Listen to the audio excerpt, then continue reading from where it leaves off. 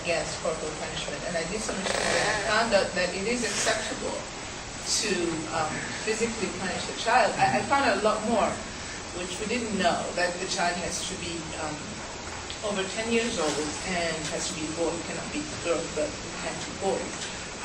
I still don't accept that. I don't want my child to be beaten, but I have to accept it because the Prophet said that we can do that.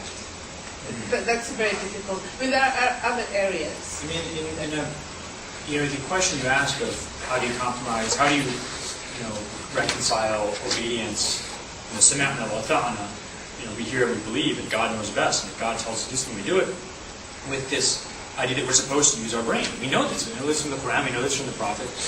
And I think that question is the great question. How do you reconcile? And it's a constant process of trying to figure that out. And that's why when you look at Islamic law, there's so many different answers to these questions. Just that one issue, you gave me an answer. I almost guarantee you there's at least 3 other opinions on that issue.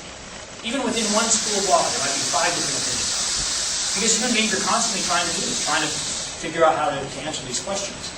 And, people should, we shouldn't always think that our religion is failing us if it doesn't give us answers all the time. Religion is not necessarily, I don't think, about always giving you an answer. I mean, Muslims aren't the only people in the world, believe it or not, who don't know how to handle every situation, how to raise a kid.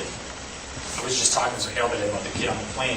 I didn't know his mom was trying to figure out what to do with it. She had no idea. People in this country also have no idea. Is homosexual marriage okay or not? Is homosexuality a sin or not? Muslims aren't the only ones who don't know the answer to this, although most Muslims probably do know the answer.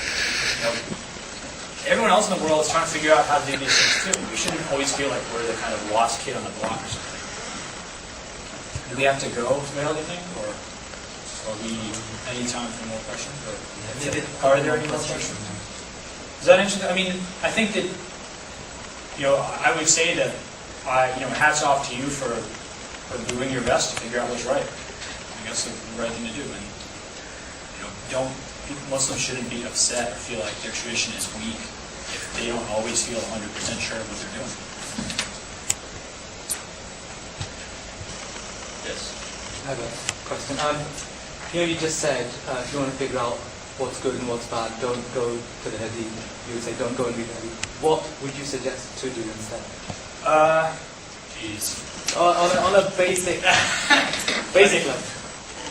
If only you guys knew how confused I am about all these issues, I don't think you take my advice on it. First of all, I would say, I'm just a schmo. I know. I would say, really talking to someone you respect. It's really, in a lot of ways, it's about finding scholars you respect. Don't just find a scholar. Find a scholar that you respect. This person is really sure, and they know what's going on. They don't just know the Muslim tradition, but they know how people live in the U.S. And they don't just know how people live in the U.S., they don't just know the Muslim tradition, they know how to combine the two. Now, of course, if you can find somebody like that, I'd like their number, that'd be great.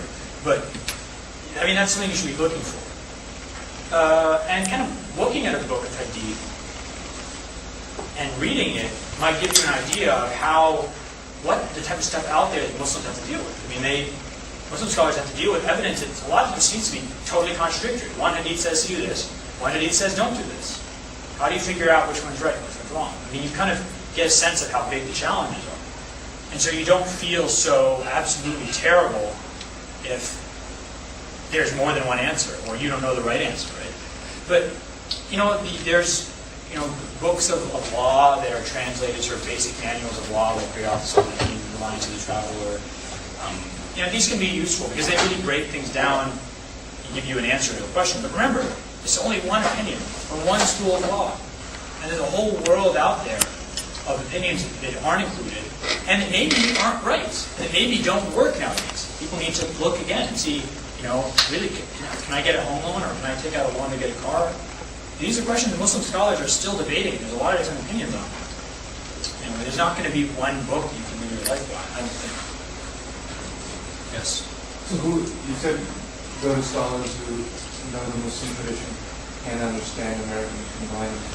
Who do you go to and who do you recommend? I don't go to haven't found anybody yet. I'm trying to say, if you guys know anybody, I'd love to, We do, but the Dr. problem Umar. is the time. I mean, how much of their time can we ask for? It's still like there are so many questions. Well, I mean, most people who have achieved that degree of knowledge, mashallah, are usually generous people with their time. And obviously, I wouldn't call them at home at 8 a.m. or something. In my experience, most people are open to dealing with issues. I don't know the answer. Hopefully we will know the answer sometime. No other questions? Okay, well, thanks very much for coming.